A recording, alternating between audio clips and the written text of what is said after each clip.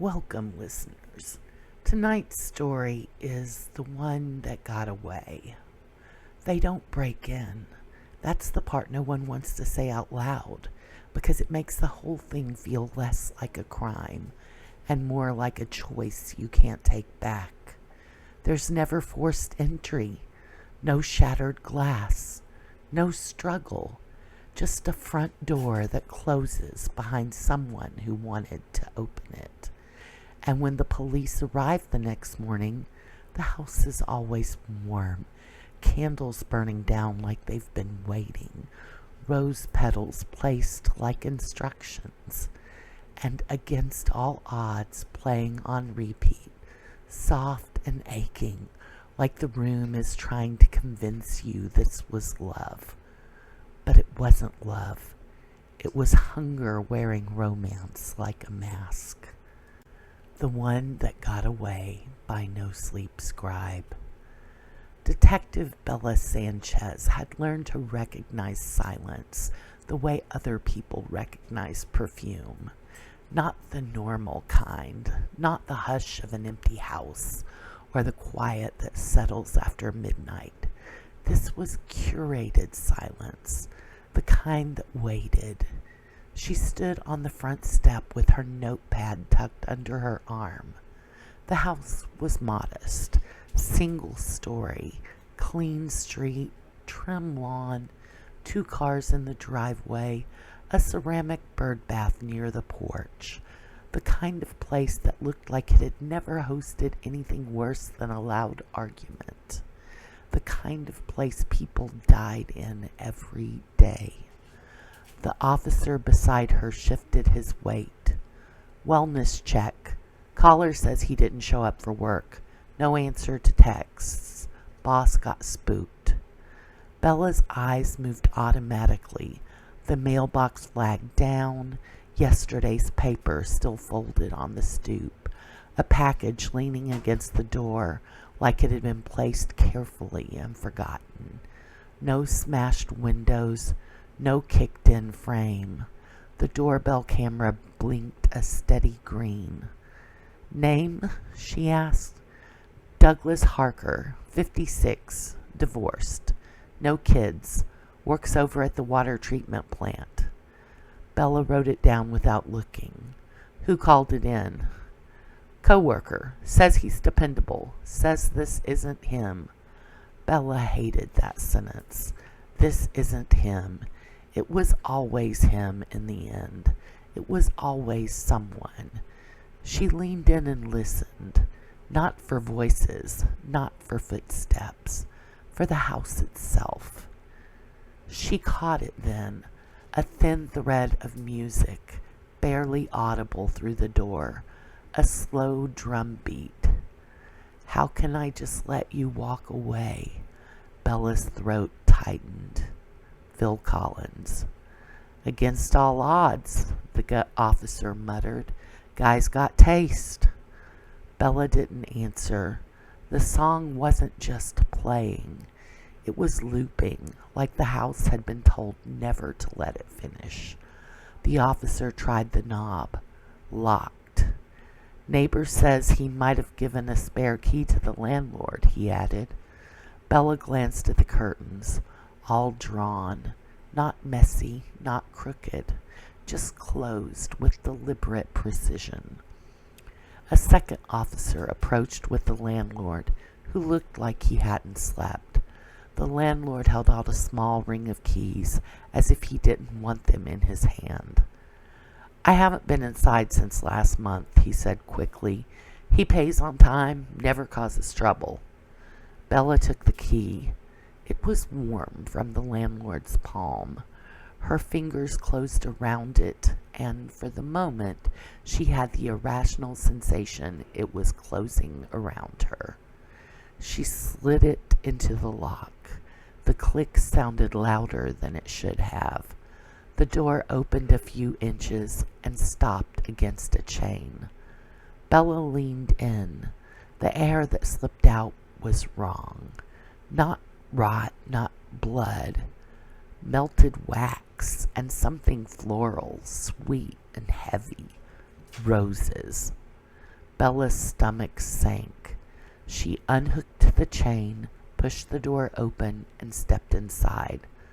The living room was neat in the way staged homes were neat. Couch pillows squared, coffee table bare except for a single coaster, perfectly centered. On the far wall, a framed photograph sat slightly angled. Douglas, younger, standing beside a woman whose face was blurred by glare. Bella moved closer. It wasn't glare.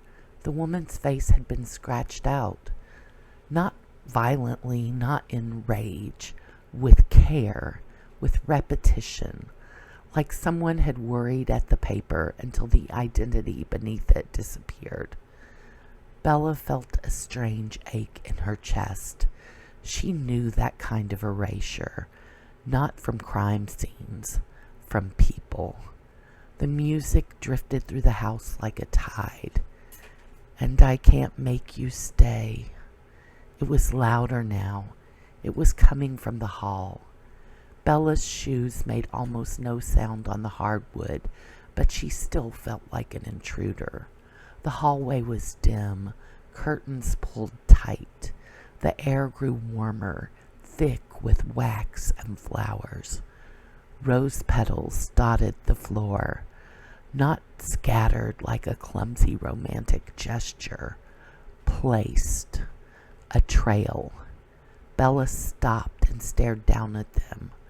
Her mind offered a story, a lonely man deciding to make a night special, candles, music, a longing he didn't want to admit out loud. Then the trained part of her reached in and shut that story off. Because there were too many petals, because they were too symmetrical, because this didn't feel like love. It felt like choreography. The door at the end of the hall was half open. Light flickered through the gap. Candlelight. The song swelled again and restarted, as if it had never been allowed to finish. Bella stood at the threshold.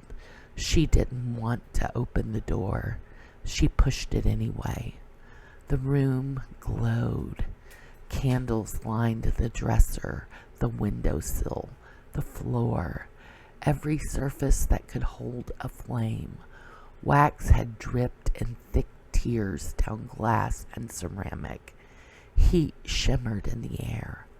Rose petals were everywhere, on the carpet, on the bed, in the folds of the sheets like someone had tucked them in. And on the bed, Douglas Harker lay nude atop white bedding, positioned with an unsettling gentleness. His hair was fanned against the pillow like someone had wanted him to look peaceful. His hands rested palm up beside his hips, fingers relaxed. His legs were together, aligned.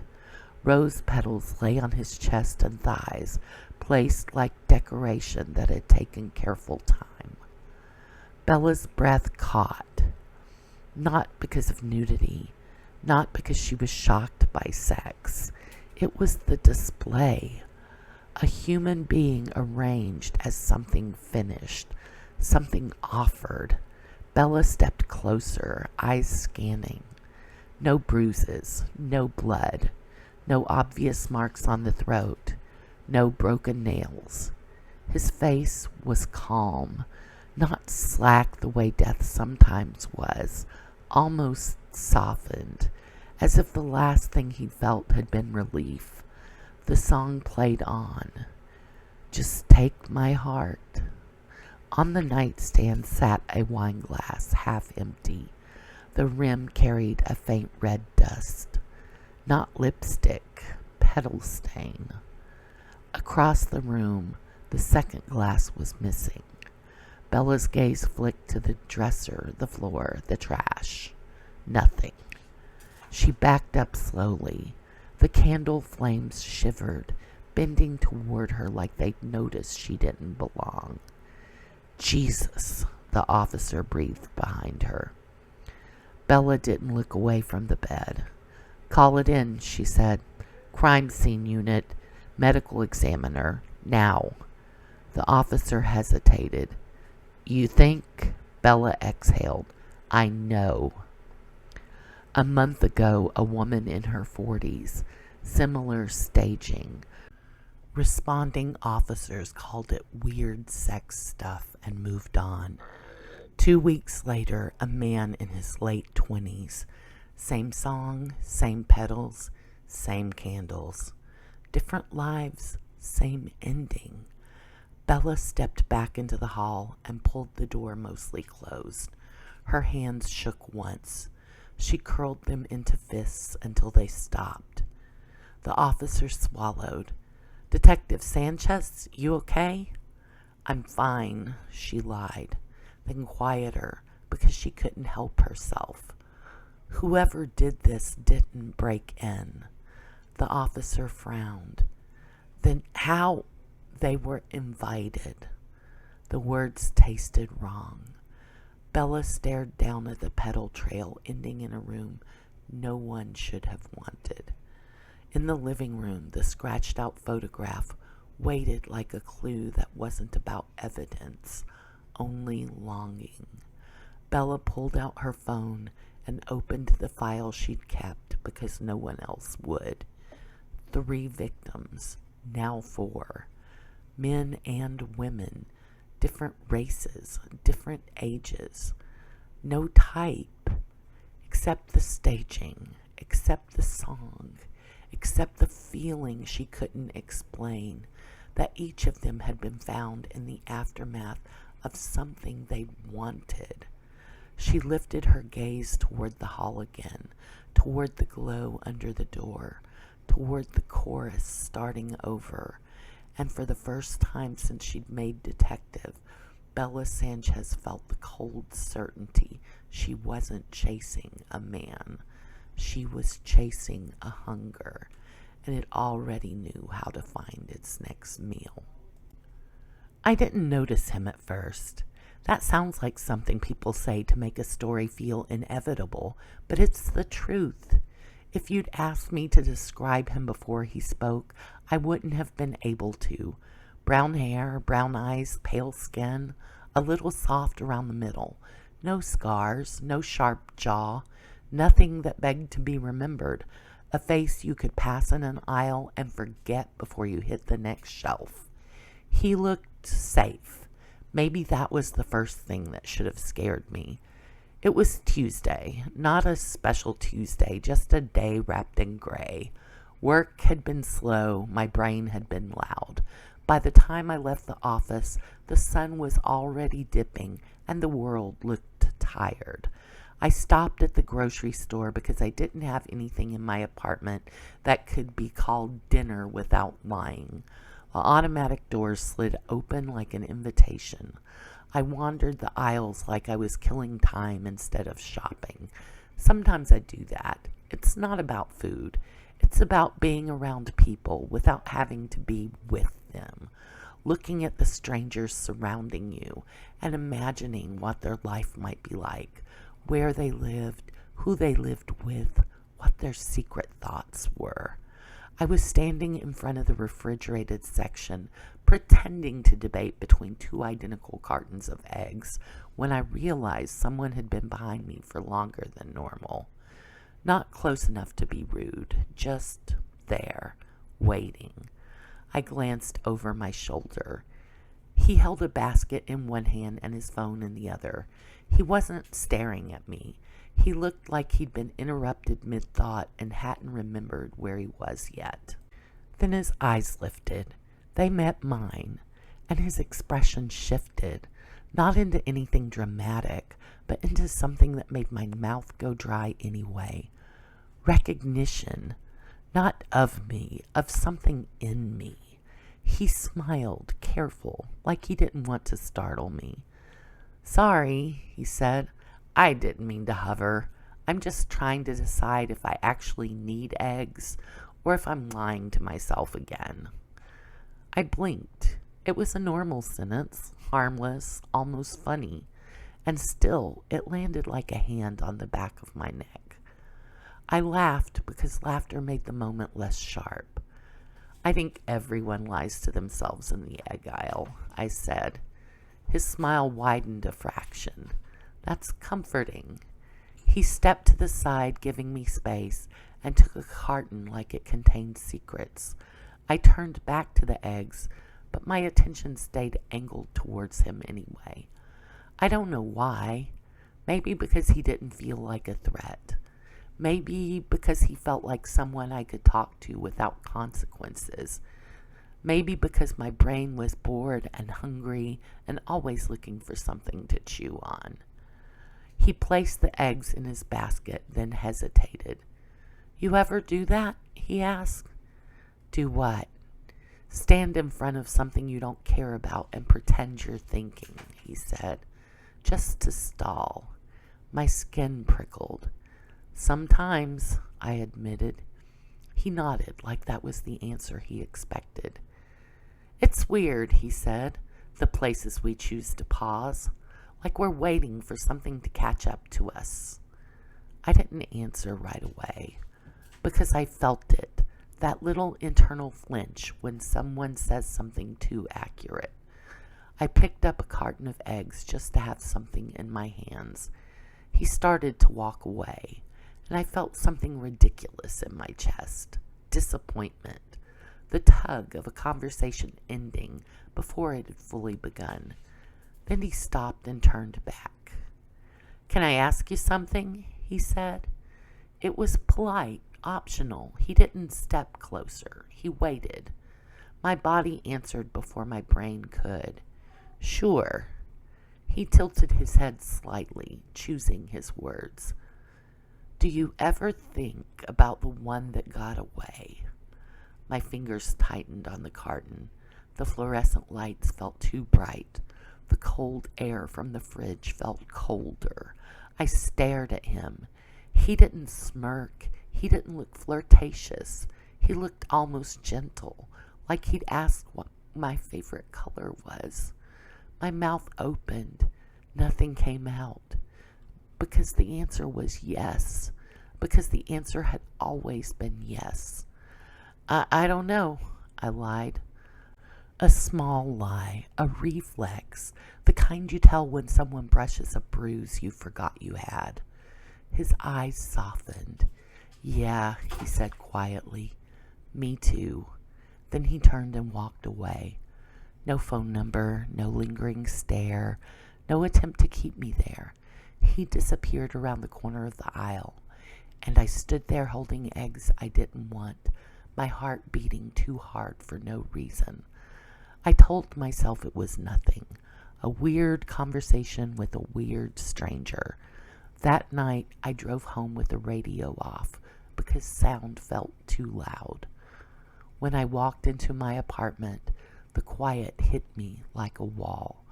I put groceries away, ate something I didn't taste, washed my face, stared at myself in the bathroom mirror like I was checking for cracks. Then I got into bed, turned off the lamp, and closed my eyes. And immediately,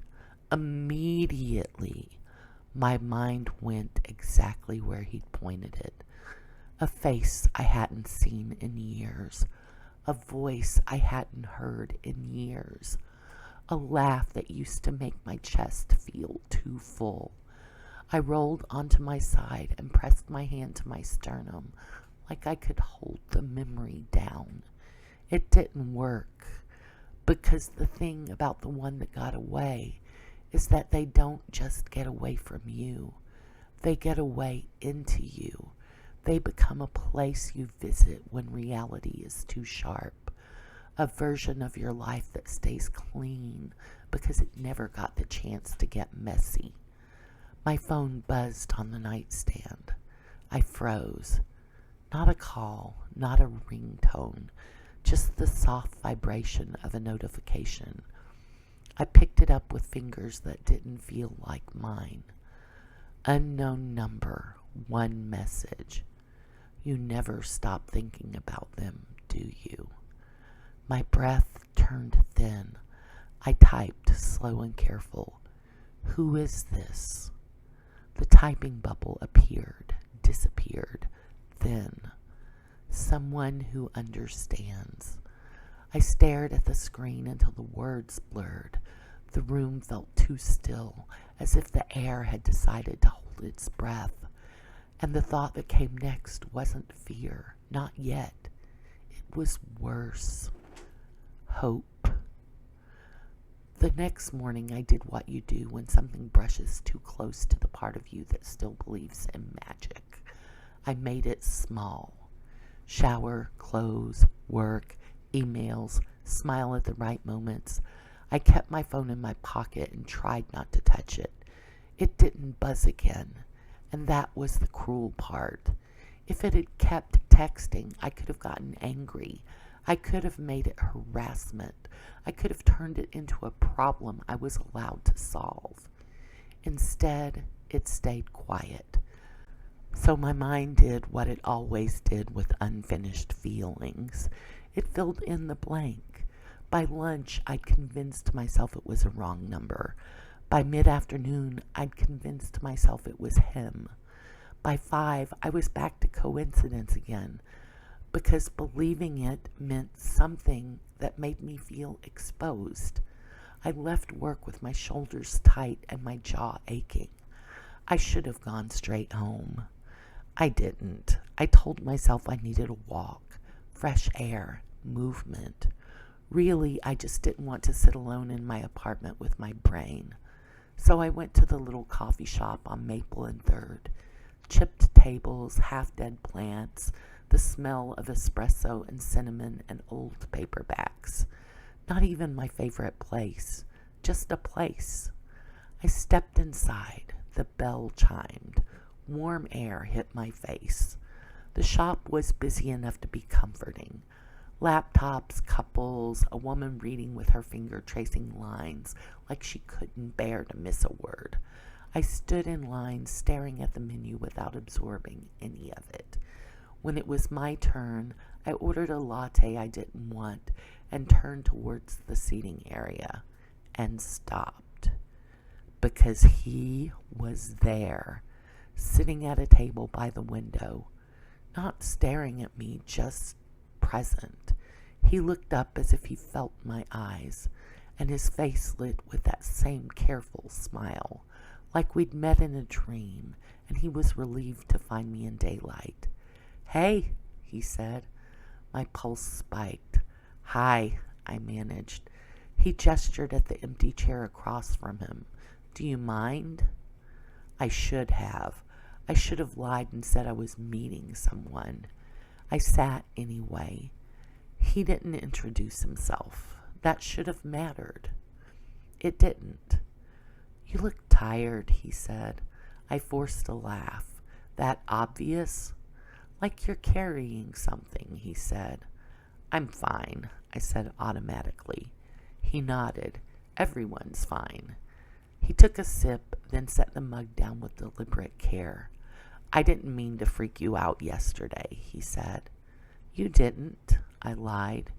He tilted his head. "You did that thing." "What thing?" "The reflex lie," he said. "The one you say because it's safer than the truth." My mouth went dry. "You don't know me." "No," he agreed. "Not yet." The words should have been creepy. They weren't. They felt like patience. He glanced out the window for a moment, then back at me. "You didn't answer me," he said quietly. "About what?" "The one that got away."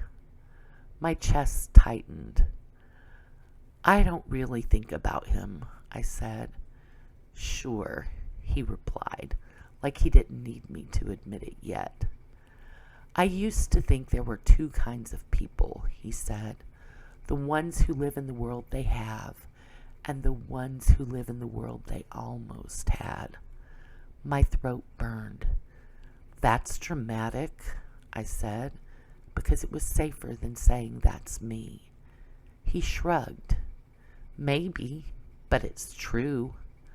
Then, like he was asking about the weather, "What was his name?" I flinched. "No." His eyebrows lifted slightly, not offended, just acknowledging. Okay, he said. Sorry. Silence stretched between us. It doesn't matter, I said. It mattered to you, he replied. I looked down at my cup. I was young, I whispered, and didn't know why I was saying it. It was a long time ago. How long? 6 years. He nodded as if filing it away. And you still think about him, he said. It's stupid. No, he said immediately. It's human. The word landed warm. My eyes stung, and then quietly, carefully. What did he look like? My breath caught. Details made things real, but my mind was already pulling the memory up, bright and sharp. Dark hair, I said. Green eyes, not bright, like moss, like they look almost brown until the light hits them. He nodded, listening like I was giving directions. He wore the stupid leather jacket, I added, and my voice cracked with fondness I didn't want to admit. He smiled. Did it work? I laughed, real. Yeah. What about his voice? He asked. I hesitated. Warm, I said, like he was half smiling when he talked. He nodded too quickly, like he'd just found the piece he needed. And when did you meet him? In college, I said, at a party. Where? Why does that matter? I asked, sharper than I meant. He blinked. You're right, it doesn't. I'm sorry. Then he softened, like he knew exactly what to say. I just like knowing what people's happiness looked like, he said, before it got complicated. That sentence hit a soft place in me. A house near campus, I said, off Pine Street. He nodded. My phone buzzed in my pocket. I froze like the sound had hooks. Unknown number. Tell me what he called you. My breath went thin. I looked at the man across from me. Was this you? I whispered. He didn't answer right away. He just held my gaze, calm, patient. Then he smiled, barely. Does it matter? He asked softly. Yes, I said. It matters. He leaned forward slightly. I'm not here to hurt you, he said. I'm here to help you remember. My thumbs hovered. The message waited. Tell me what he called you. I should have blocked the number. I didn't. I typed the word that opened me like a door. Angie. The man's smile deepened, like he'd been waiting for it. After that, my life split into two versions. There was the one that happened out loud, work, groceries, traffic, small talk. And there was the one behind my eyes, the one that felt more real than it had any right to. That night, I barely slept. Not really. I drifted. I floated. Half dreams sharp enough to cut.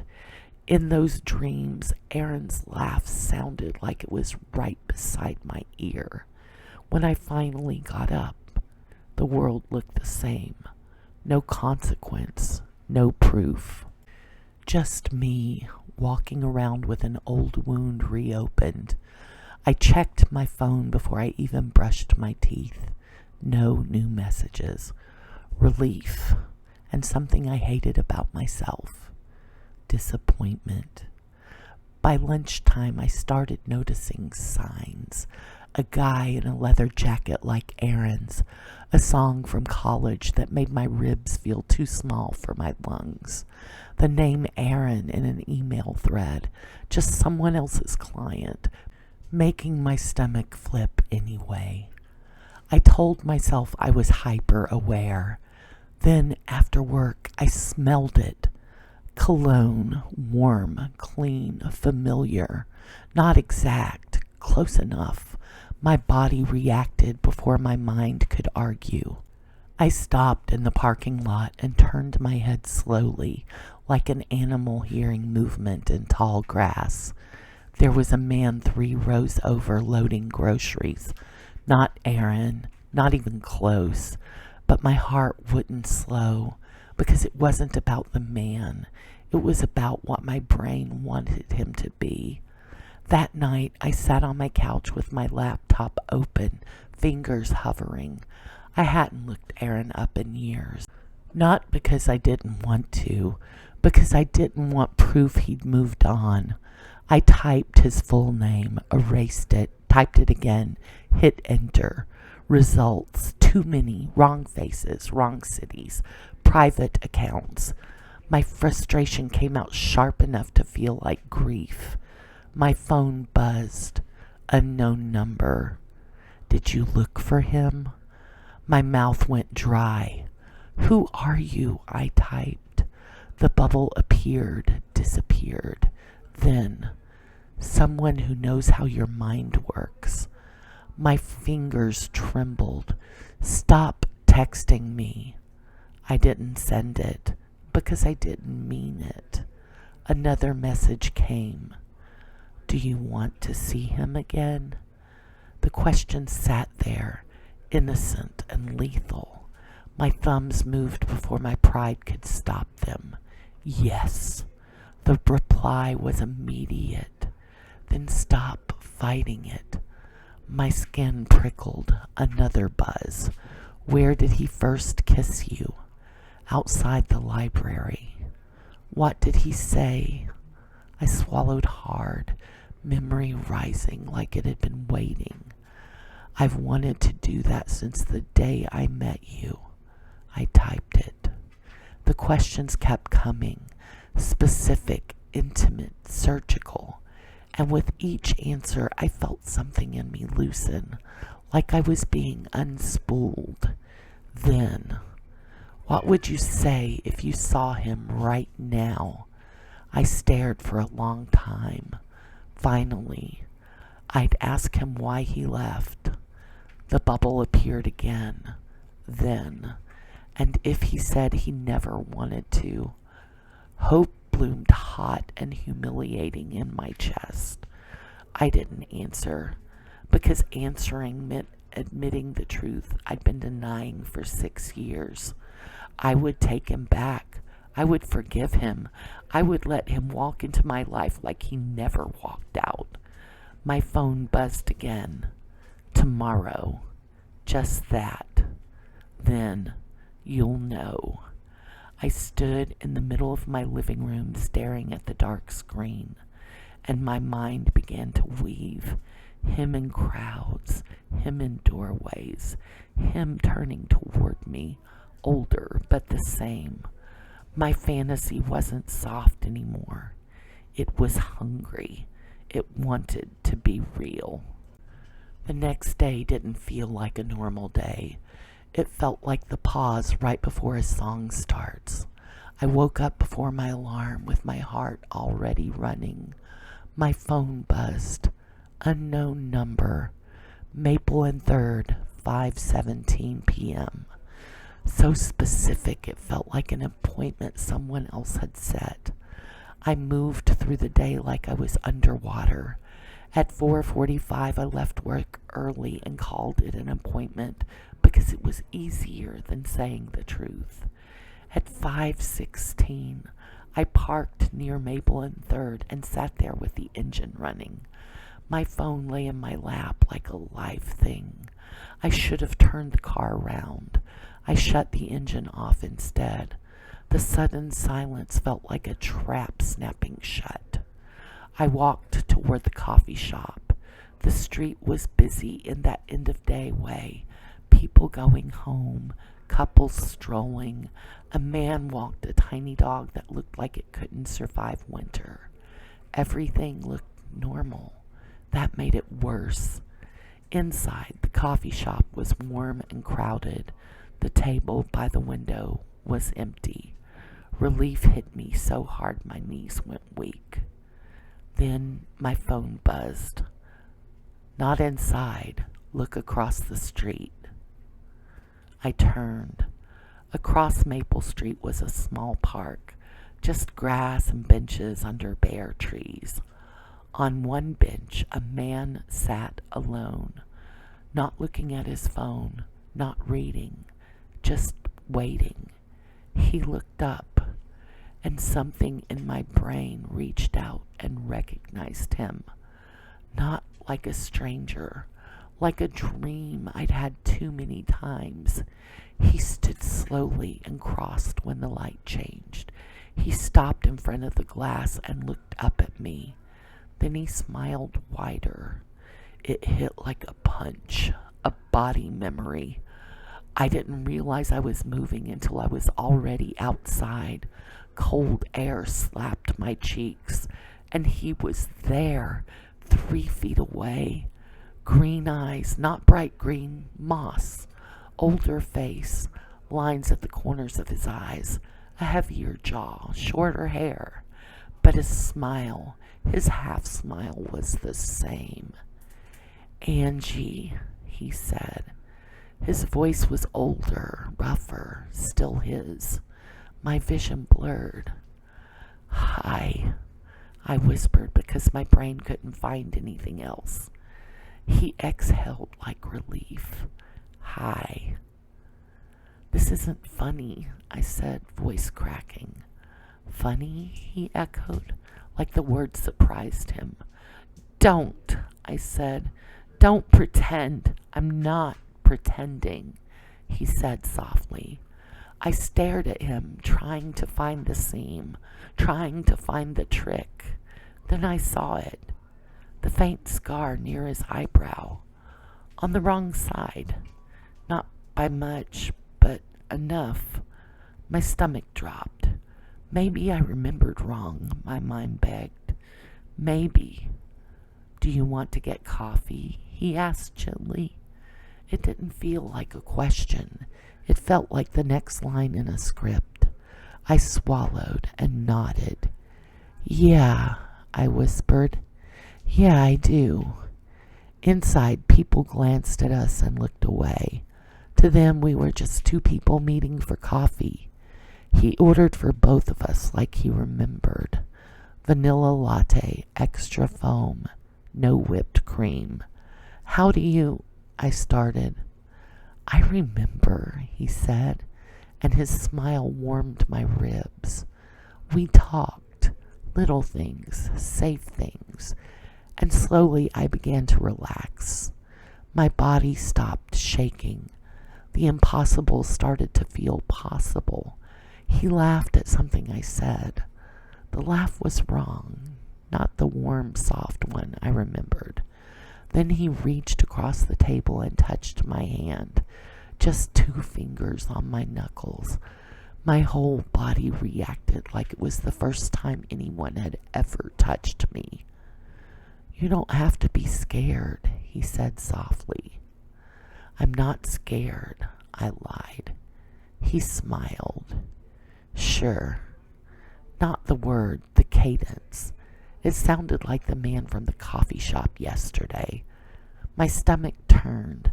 I pulled my hand back. Aaron didn't react. No irritation, no confusion. Only patience, like he knew I would come back anyway. If you asked me what we did that night, I could give you the list. Coffee, walking, dinner, laughing in cold air. But that wouldn't be the truth. The truth is the entire evening felt like slipping into warm water. It didn't matter what we did. It mattered what it felt like. It felt like the world had been wrong for 6 years and suddenly, quietly corrected itself. Aaron stayed close without crowding me. He didn't perform. He just existed beside me like it was natural, like time hadn't been lost. Every few minutes I glanced at him like I expected him to vanish. You keep doing that, he said, amused. Checking, I admitted. He smiled. You won't wake up. The certainty in his voice made my shoulders loosen. We wandered downtown, shops closing, lights dim behind glass. At dinner, his eyes stayed on me like I was the only thing in the room. I missed you, I said again, because the words kept rising. I know, he whispered. Not I missed you too, just I know, like he'd heard it already. Come home with me, he said. We'll pick your car up tomorrow. His eyes held mine like a promise I'd been starving for. I didn't say yes. I just nodded, like my body had already decided. Outside, my phone buzzed. Maya. Are you alive? You disappeared. I answered small. Sorry, ran into someone. I'm okay. Then, after a pause, it's Erin. Her reply hit like a slap. Angelica, no, that's not possible. Please call me right now. I stared at the screen, throat tight. Erin's hand was warm in mine. What is it? He asked softly. It's nothing, I lied. He glanced at my phone and smiled faintly. If you're too busy tonight, he said softly, we can do this another time. No, I blurted. No, tomorrow's fine for this. I want tonight to be for us. He smiled. Sure. That word slid into me like a drug. I locked my phone and shoved it away. We reached his car. I didn't remember agreeing to that, but my keys were already back in my purse. He opened the passenger door for me like it was muscle memory. In the brief interior light, the scar looked like it shifted, like my brain couldn't anchor it. The light clicked off, and the wrongness vanished with it. We drove through familiar streets. My streets. My place, I whispered. Unless you don't want to, he said, gentle. My apartment was mine, safe. That was the lie that made everything easy. I nodded. My place. After we parked, he reached into the back seat and pulled out a bottle of wine.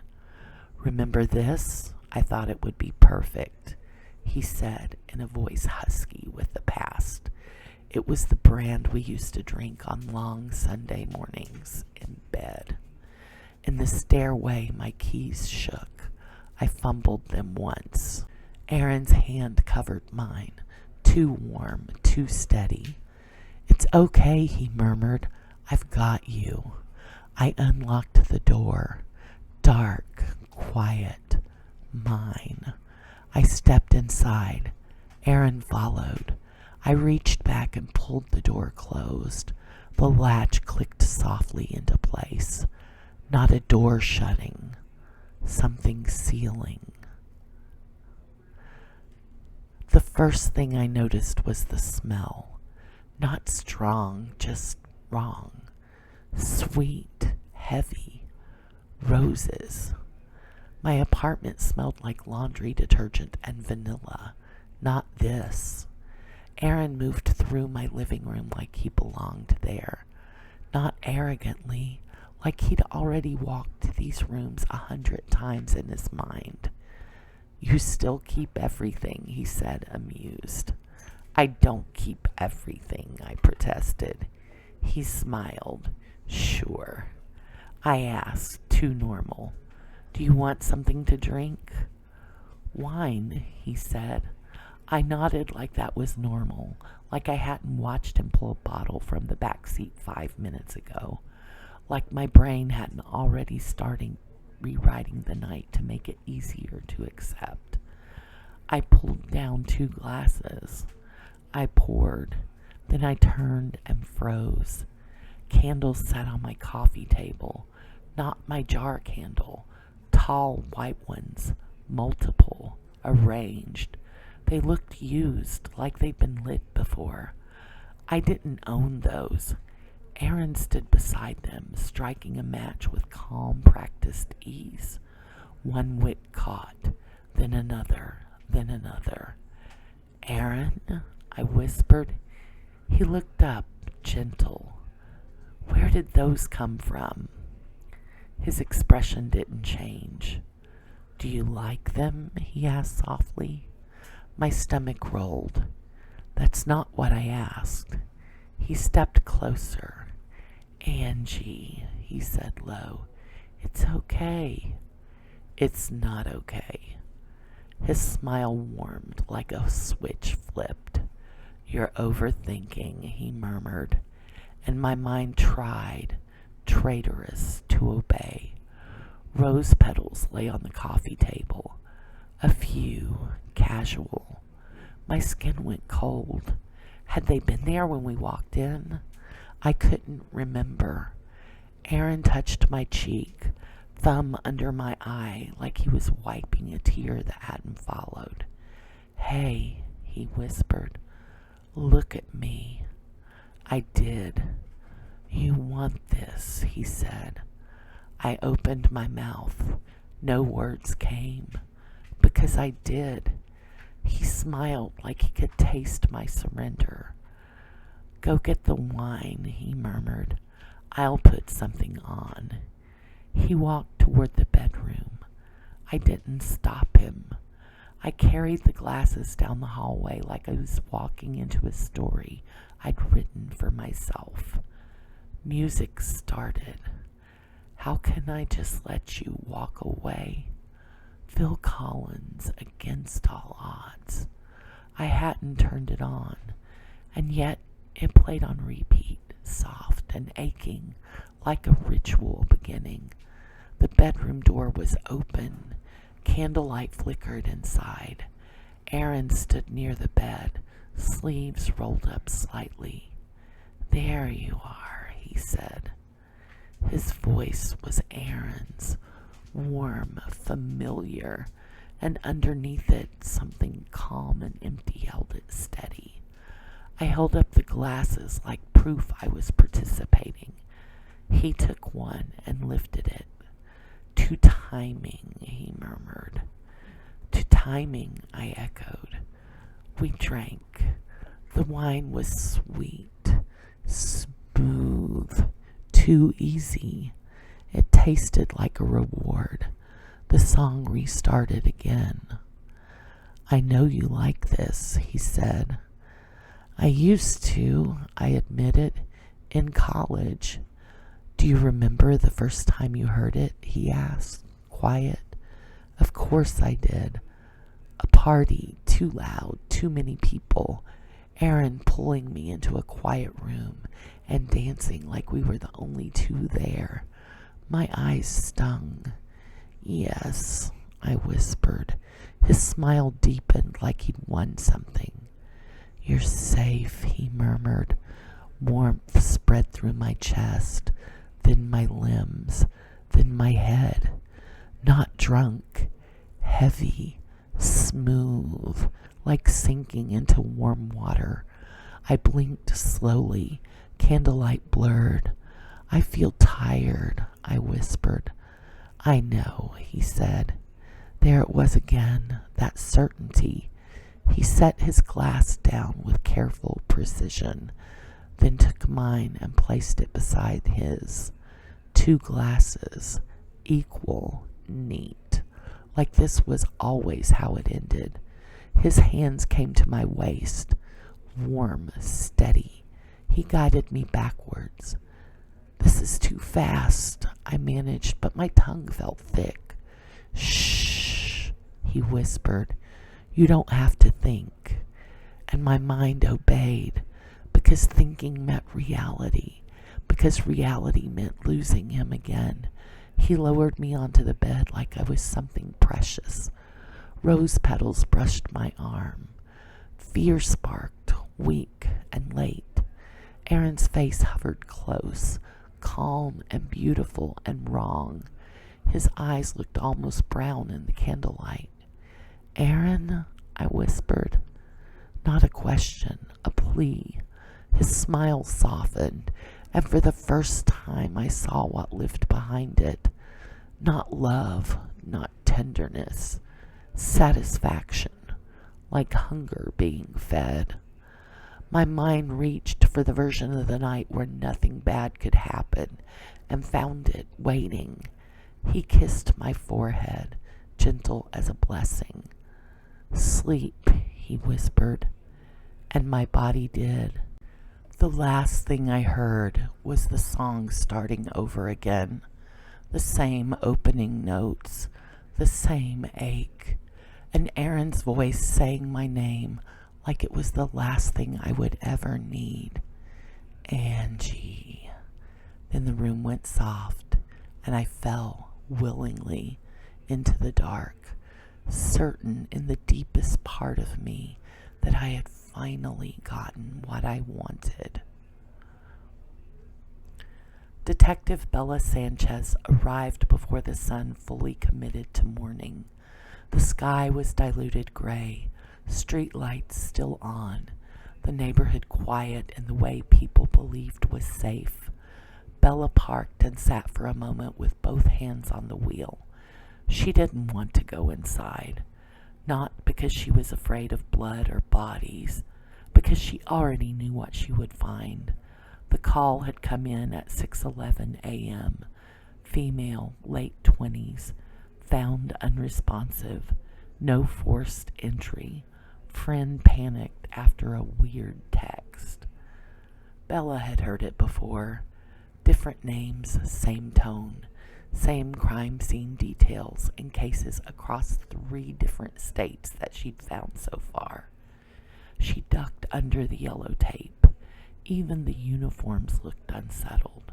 On the landing outside 2B, an officer stood guard, too young to have that stillness in his eyes. Detective Sanchez?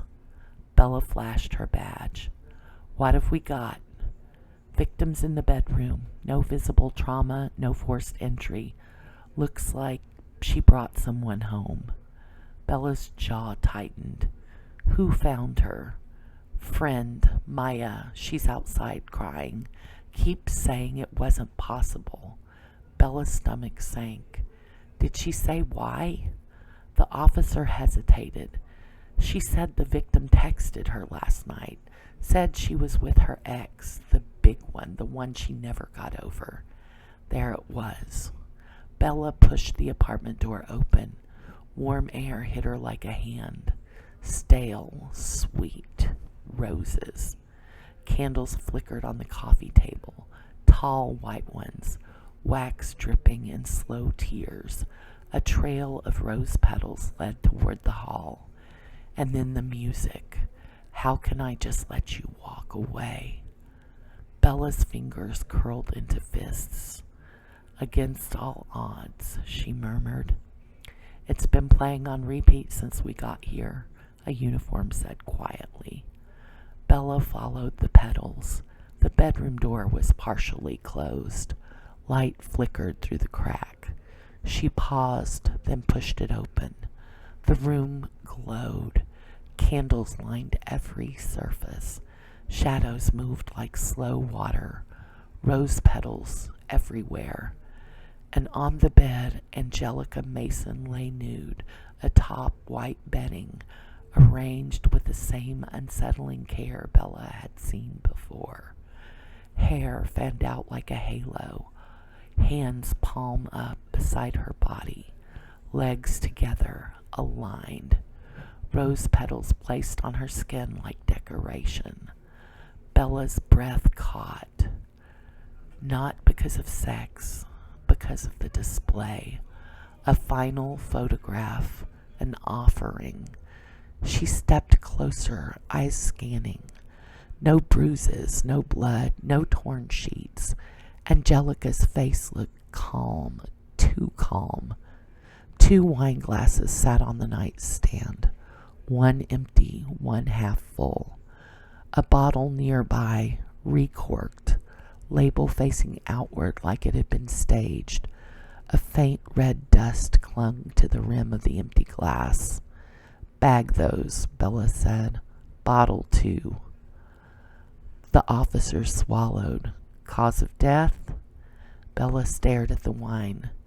At this point, she said quietly, probably sedation, poison, something that makes them sleep. The officer exhaled. That's better than... No, Bella cut in. Then softer. It's worse. He frowned. How? Bella looked at Angelica's open hands. Because if it was brutal, if it was obvious, she would have fought. But this let her keep believing in the dream until the last second. It means she didn't even know she was dying, Bella said. Or she didn't care. She could see Angelica in her mind, floating on hope into the bedroom. Her gaze flicked to the corner, a smart speaker. Its voice history showed one command, repeated until the battery died. Play against all odds. Repeat. Not a stereo dragged in. The victim's own home turned against her. Did anyone check her phone? Bella asked. Kitchen counter, unknown number, lots of messages. Bella closed her eyes briefly. Of course, she read the last line. Tomorrow. She scrolled. Questions, specific ones, intimate, built to assemble a person out of memory. Angelica Mason hadn't been forced. She'd been guided, led deeper into a dream until she couldn't find her way back out. Bella lifted her gaze toward the hallway. Case ID, Limerence Glass. One that got away event cluster. Clearance, black, umbra. Status, active, uncontained. Threat type, sociocognitive predator. Perceptual substitution entity. Primary vector. Counterfactual attachment plus fantasy immersion. Dreamer trait. Secondary vector. Consent access event. Invited entry. Known signatures. Rose petals placed, consistent pathing. Candles, multiples, staged, evenly burned. Audio loop. Against all odds, Phil Collins, continuous repeat. Case ID, Limerence Glass. One that got away event cluster. Clearance, black, umbra. Status, active, uncontained. Threat type, sociocognitive predator. Perceptual substitution entity. Primary vector. Counterfactual attachment plus fantasy immersion. Dreamer trait. Secondary vector. Consent access event. Invited entry. Known signatures. Rose petals placed, consistent pathing. Candles, multiples, staged, evenly burned. Audio loop. Against all odds, Phil Collins, continuous repeat. 2 wine glasses present, 1 empty, 1 partial. Victim nude, post-consensual activity indicated. Victim posed supine on bed, hair fanned, hands palm up, legs together. No forced entry, no overt violence, no defensive wounds. Cause of death consistent with sedative, poison agent, rapid onset sleep, low distress.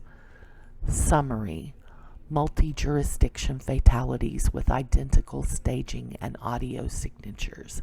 Victims include male and female subjects across race demographics, age mid-20s through late 60s. No consistent preference for appearance, location, income, or relationship status. Common denominator is cognitive. Confirmed victims demonstrate one or more of the following: high-frequency daydreaming, fantasy immersion used for mood regulation. persistent counterfactual rumination, alternate life fixation, ongoing attachment to past romantic figure, the one that got away, habitual romanticization, fate framing, working theory. Entity selects targets based on capacity for internal simulation rather than physical vulnerability. Entity success rate increases in subjects who self-soothe through internal narrative simulation. Notice, if the subject answers, the event has already begun. Victim outcome is classified as self-selected. Observed anomalous behavior, perceptual substitution, aged up reunion event. Victims report encountering an individual who appears as an older version of a prior romantic attachment. Presentation is victim dependent. Entity has appeared as both male and female, the one that got away. Conclusion: entity does not maintain a stable form. Victim cognition completes the rendering. Memory-guided construction. Recovered message threads show progressive questioning designed to harvest identity markers, name, appearance, voice descriptors, shared phrases, timeline, to generate reunion form. Consent access requirement. No forced entry observed. Victim behavior indicates voluntary invitation into residence. This requirement functions as camouflage and a containment failure point. Recruitment consideration. Sanchez B. Candidate for field track, Black Umbra, contingent upon baseline affect stability. Final note. Working name, the one that got away. It is not a lover. It is not a man. It is not a woman. It is not a ghost of someone real. It is a hunger that learned the shape of romance. It does not break doors. It does not force entry. It waits for the mind to open, and it enters through the part of you that still believes, if you dream hard enough, someone might come back. And somewhere, quietly, patiently, the thing wearing his face moved on, already tasting the next mind that drifted too easily into daydreams, already listening for the sentence that would open the door, the one that got away.